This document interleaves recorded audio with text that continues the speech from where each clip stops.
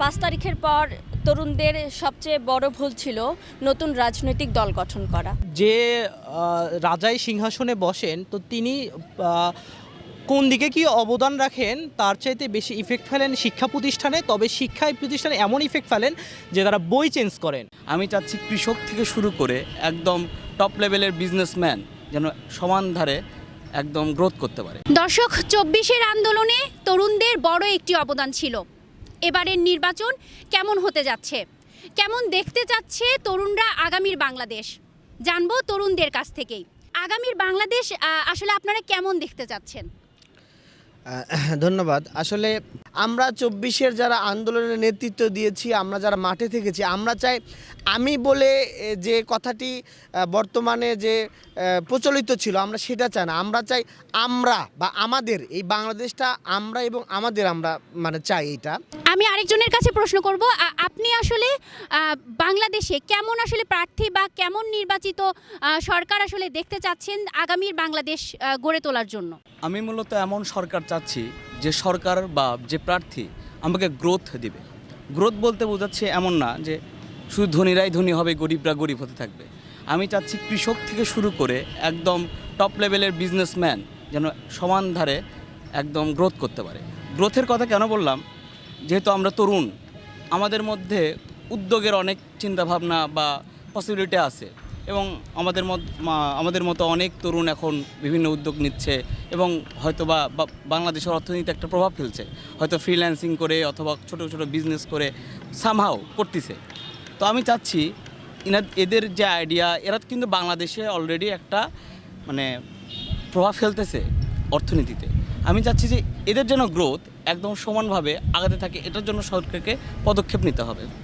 দর্শক, এবার আমি একজন নারী ভোটারের কাছে যাব এবং জানতে চাব এবারের নির্বাচনে তার কেমন প্রত্যাশা এবং কেমন তিনি আগামীর বাংলাদেশ দেখতে চাচ্ছেন।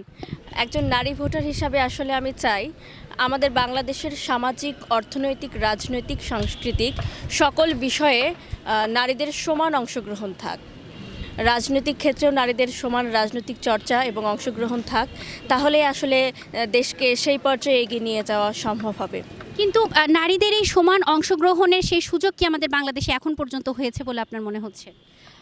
এখন পর্যন্ত সেভাবে না হলেও আমরা যেহেতু সকল ক্ষেত্রেই ১৭ বছর বঞ্চিত ছিলাম, সেই জায়গা থেকে আমরা সেই জায়গায় এখনও পৌঁছাতে পারিনি। তবে আমরা আশাবাদী আগামী নির্বাচনে এবং নির্বাচনের পরবর্তী বাংলাদেশে আমরা আশাবাদী যেন আমরা নারী পুরুষ সকল ক্ষেত্রেই সমান অংশগ্রহণ থাকে এবং সমানভাবে আমরা কাজ করতে পারি।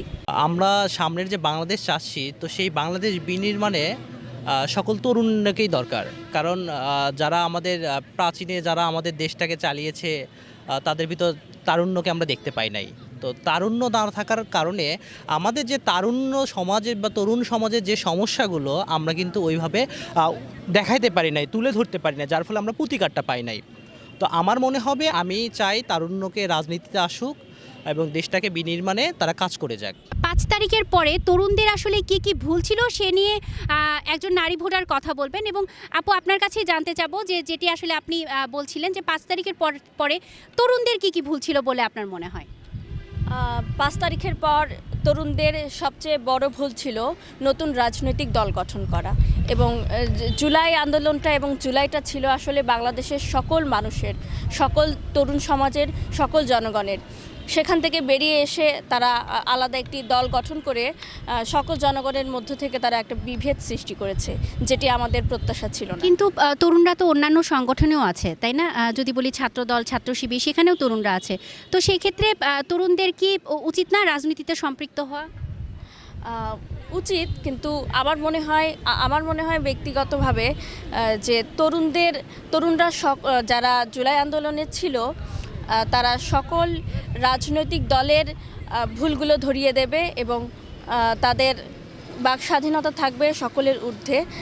তারা তারপরেই সকল রাজনৈতিক দলের স্বচ্ছতা এবং জবাবদিহিতা নিশ্চিত হবে। তো বিগত দিনে আমরা দেখে আসছি যে রাজাই সিংহাসনে বসেন, তো তিনি কোন দিকে কি অবদান রাখেন তার চাইতে বেশি ইফেক্ট ফেলেন শিক্ষা প্রতিষ্ঠানে। তবে শিক্ষা প্রতিষ্ঠানে এমন ইফেক্ট ফেলেন যে তারা বই চেঞ্জ করেন। তো এত পরিমাণে ঘন ঘন বই চেঞ্জ করার ফলে শিক্ষার মানটা খুবই নিম্ন কোয়ালিটির হয়ে গেছে বলে আমি মনে করি। তো এর ফলে এছাড়াও আমি চাচ্ছি যে এমন সরকার আসুক যে শিক্ষা প্রস্তুত যেগুলো আছে এগুলোকে একটা সঠিক একটা মানের ভিতর রাখবে এবং যেটা আমরা সকলে পড়ে বা আমাদের বাচ্চা কাচ্চা বা আমাদের ছোট ভাই বোন যারা আছে তারা পড়ে অনেক কিছু শিখতে পারবে, জানতে পারবে, ইতিহাস জানতে পারবে। তো আর বগুড়ার শিক্ষা প্রতিষ্ঠানের উন্নতির বলতে গেলে আমাদের যে উত্তরবঙ্গের সর্বশ্রেষ্ঠ বিদ্যাপীঠ সরকারি আজিজুল হক কলেজ, তো এই কলেজেরও বিভিন্ন বিষয় আছে শিক্ষার ক্ষেত্রে অবদান রাখতে হবে তাদেরকে। প্লাস আমাদের যে বগুড়া বিজ্ঞান ও প্রযুক্তি বিশ্ববিদ্যালয় খোলার কথা ছিল, তার মনে হয় একটা অস্থায়ী ক্যাম্প করছে, ক্যাম্পাস হয়েছে, তারপরেও এখনও স্থায়ী কোনো ক্যাম্পাস হয় নাই। তো এইটার বিষয়ে পরবর্তী সরকারকে অবশ্যই খেয়াল রাখতে হবে। আগামী নির্বাচনে আপনি কেমন প্রার্থী চাচ্ছেন যিনি নারীদের জন্য কাজ করবে বা নারীদের জন্য এই কাজ করতে পারে বলে আপনার মনে হবে? একজন নারী ভোটার হিসেবে আমি দেখতে চাচ্ছি যে রাজনৈতিক ক্ষেত্রে যেন নারীদের পুরুষদের মতোই সমান অংশগ্রহণ এবং সমান রাজনৈতিক চর্চা থাকে। আমরা আমাদের বাংলাদেশের বিভিন্ন প্রান্তিক এবং গ্রাম পর্যায়ে গেলে দেখতে পারি যে সেখানে নারীদের নিজেদের পছন্দ অনুযায়ী নির্বাচিত প্রার্থীকে তারা অনেক সময় ভোট দিতে পারে না বিভিন্ন পারিবারিক এবং সামাজিক বাধার কারণে। দেখা যাচ্ছে পরিবারের পুরুষ সদস্যরা তাদেরকে চাপিয়ে দেওয়া হচ্ছে যে না, পুরুষ সদস্যদের পছন্দের নির্বাচিত প্রার্থীকেই নারীদের উপর চাপিয়ে দেওয়া হচ্ছে। এটি যেন না হয়, নারীরা যেন নিজেদের পছন্দের প্রার্থীকেই ভোট দিতে পারে এবং দেশে গণতন্ত্র প্রতিষ্ঠা হয়। এবার আমি আরেকজন তরুণ ভোটারের কাছে যাব এবং জানতে যাব তার প্রত্যাশা কি। 5 তারিখের পরে তরুণদের প্রথম দিকে আমরা ভালোই দেখেছিলাম, তারপর তাদের একে একে কার্যক্রম যখন তারা একে একে মন্ত্রণালয়ে গেল, তাদের বিরুদ্ধে বিভিন্ন আমরা খবর পাইলাম যে দুর্নীতি বা এটা ওটা। তারপরেও তাদের প্রতি অনেকের ভরসা ছিল যে তারা বাংলাদেশের জন্য অনেক কিছু করবে, এ যাবৎকালে যারা কিছু করতে পারে নাই ওনাদের হাত ধরে অন্তত হলেও বাংলাদেশে একটা পরিবর্তন আসবে। যাই হোক, আমরা কোনোভাবে হলেও সেটা হতাশাগ্রস্ত হয়েছি। তবে আমি এখন চাচ্ছি যে সামনে যারা তরুণ ভোট মানে প্রার্থী আসছেন আমাদের দেশকে চালাতে, তারা যেন একদম উত্তমভাবে মানে আমাদের দেশটাকে শাসন করতে পারেন বা কি বলে চালাতে পারেন। তো যার ফলে আমাদের সকলের সম অধিকার যেন প্রতিষ্ঠিত হয়। আরও যাতে বৈষম্য, যে বিষয়টা আমরা সাথে সবাই প্রতিনিয়ত জড়িত, যে বৈষম্যর শিকার যেটাকে আমরা বলি, তো এই বৈষম্যর যেন আর কেউ শিকার না হয় এরকম প্রত্যাশা করছি তরুণদের কাছ থেকে।